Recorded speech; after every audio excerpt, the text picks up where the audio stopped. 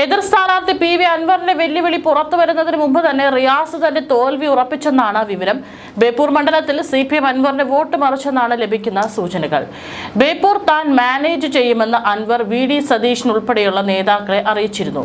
കോഴിക്കോട് ജില്ലയിൽ വലിയ UDF തരംഗം നിലവിലുണ്ടെന്നാണ് പറയപ്പെടുന്നത്. സംഘപരിവാറിനായി നിലയുറപ്പിച്ച DGP അജിത് കുമാറിനെതിരെ തുറന്ന പോരാട്ടം നടത്തുന്നതുകൊണ്ടാണ് താൻ CPM-ൽ നിന്ന് പുറത്തായതെന്ന അൻവറിന്റെ പ്രചാരണം ബേപ്പൂരിലേറ്റെന്നാണ് കരുതുന്നത്. നിരവധി ഘട്ടങ്ങളിൽ പിണറായിക്ക് വേണ്ടി തന്റെ മന്ത്രിസഭയിലെ സഹമന്ത്രിമാർക്കെതിരെ റിയാസ് വാളെടുത്തിട്ടുണ്ട്. മന്ത്രിമാരിൽ പലരും അക്കാലത്ത് നിശബ്ദത പാലിച്ചെങ്കിലും ഇപ്പോഴാണ് തുറന്ന പ്രതികരണത്തിന് തയ്യാറായിട്ടുള്ളത്. പിണറായി തോൽക്കുന്നതിനേക്കാൾ വേദന റിയാസ് തോൽക്കുമ്പോൾ ഉണ്ടാകുമെന്ന് CPM-കാർ തന്നെ കരുതുന്നു. അവരാണ് അൻവറിന് അനുകൂലമായി വോട്ട് മറിച്ചത്. പ്രത്യക്ഷത്തിൽ ബേപ്പൂർ ശാന്തമാണ്. എന്നാൽ ബേപ്പൂരിന്റെ ഉള്ളിൽ ഇരമ്പുന്ന കണ്ണുനീർ ആരും കാണുന്നില്ല. അതാണ് എക്സിറ്റ് പോളുകളിൽ ബേപ്പൂരിൽ വലിയ വിജയം റിയാസിന് കൽപ്പിക്കുന്നത്. ബേപ്പൂർ മണ്ഡലത്തിൽ തനിക്ക് ജയം ഉറപ്പെന്ന് UDF സ്ഥാനാർത്ഥി PV അൻവർ പറഞ്ഞു. മുഹമ്മദ് റിയാസ് ജയിച്ചാൽ മൊട്ടയടിച്ച് കമ്മലിട്ട് കിഡ്സൺ കോർണർ മുതൽ SM സ്ട്രീറ്റ് വഴി റെയിൽവേ സ്റ്റേഷൻ വരെ നടക്കും. മറിച്ച് സംഭവിച്ചാൽ റിയാസ് വെല്ലുവിളി ഏറ്റെടുക്കുമോ എന്നും അൻവർ ചോദിച്ചു. മണ്ഡലത്തിൽ അൻവറിന് കാര്യമായ ചലനമുണ്ടാക്കാൻ കഴിയില്ലെന്ന് വോട്ട് ശതമാനത്തിൽ കുറവ് വരുമെങ്കിലും ബേപ്പൂർ ഉറച്ച LDF കോട്ടയായി തന്നെ നിൽക്കുമെന്ന എക്സിറ്റ് പോൾ പ്രവചനത്തിന് തൊട്ടു പിന്നാലെയായിരുന്നു പ്രതികരണം. ബേപ്പൂരിൽ 25,000 വോട്ടിന് ജയിക്കുമെന്നാണ് അൻവറിന്റെ അവകാശവാദം. എങ്ങനെയെങ്കിലും ജയിക്കാൻ അൻവർ കോടികളാണ് മുടക്കിയിട്ടുള്ളത്. താൻ ജയിക്കാൻ വേണ്ടിയാണ് മത്സരിക്കുന്നതെന്ന് പലവട്ടം അൻവർ പ്രഖ്യാപിച്ചിരുന്നു. റിയാസിന് 65,000 വോട്ടുകൾക്ക് മുകളിൽ കിട്ടില്ല. മരുമോനിസം എന്ന് മാത്രമാണ് ഞാൻ പറഞ്ഞത്. UDF നേതാക്കൾ പിരിവ് നടത്തുകയാണെന്ന് റിയാസ് പറഞ്ഞു. വ്യക്തിഹത്യ നടത്തുന്നത് യഥാർത്ഥത്തിൽ ആരാണ്?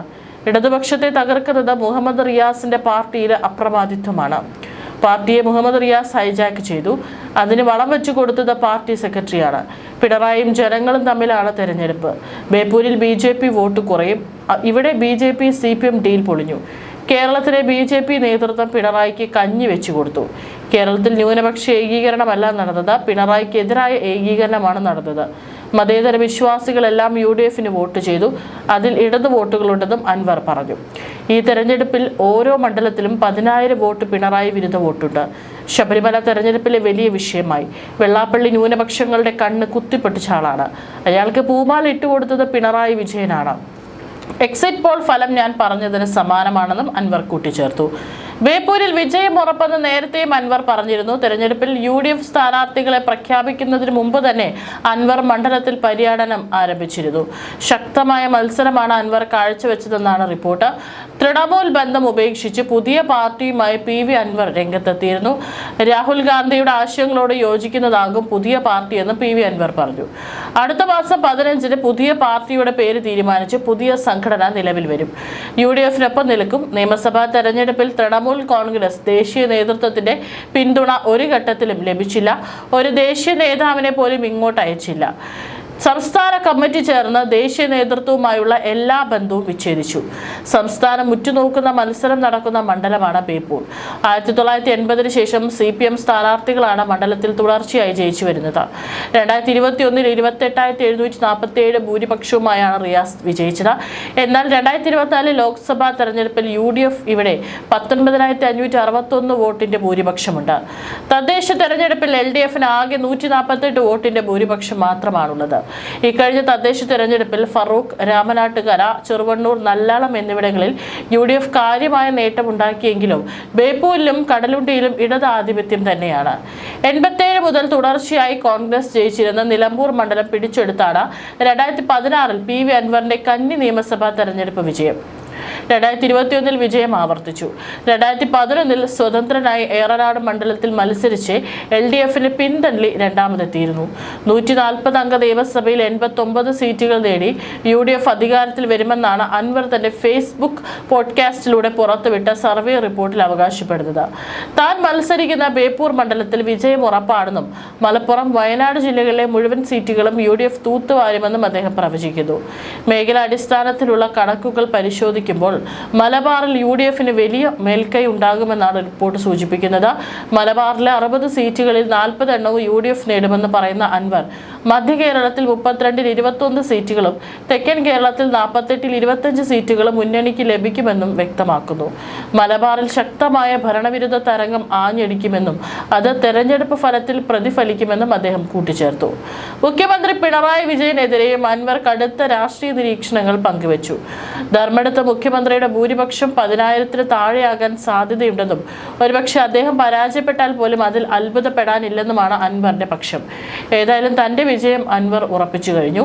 മന്ത്രി മുഹമ്മദ് റിയാസിന്റെ പ്രവർത്തനങ്ങളെക്കുറിച്ച് വ്യത്യസ്ത അഭിപ്രായങ്ങൾ കുറവാണെങ്കിലും മുഖ്യമന്ത്രി പിണറായി വിജയന്റെ തണൽ അദ്ദേഹത്തിന് വലിയ ബുദ്ധിമുട്ടുണ്ടാക്കി. പിണറായി വിജയന്റെ പിന്തുണയോടെയാണ് മുഹമ്മദ് റിയാസ് ഇത്രയും കാലം മന്ത്രിയായിരുന്നത്. തദ്ദേശ തെരഞ്ഞെടുപ്പിൽ UDF തരംഗം അടിസ്ഥാനപരമായി ന്യൂനപക്ഷ മേഖലകളിലാണ് പ്രകടമായത്.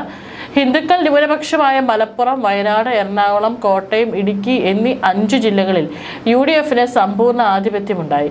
കൂടാതെ ന്യൂനപക്ഷങ്ങൾക്ക് താരതമ്യേന മേൽക്കോയ്മയുള്ള കോഴിക്കോട്, കാസർഗോഡ്, പത്തനംതിട്ട തുടങ്ങിയ 3 ജില്ലകളിലും UDFന് നേട്ടമുണ്ടായി. ഹിന്ദുക്കൾക്ക് കൂടുതൽ ഭൂരിപക്ഷമുള്ള കണ്ണൂർ, പാലക്കാട്, തൃശൂർ, ആലപ്പുഴ, കൊല്ലം, തിരുവനന്തപുരം എന്നീ 6 ജില്ലകളിൽ ഇടതുപക്ഷവും BJPയും നേട്ടമുണ്ടാക്കി.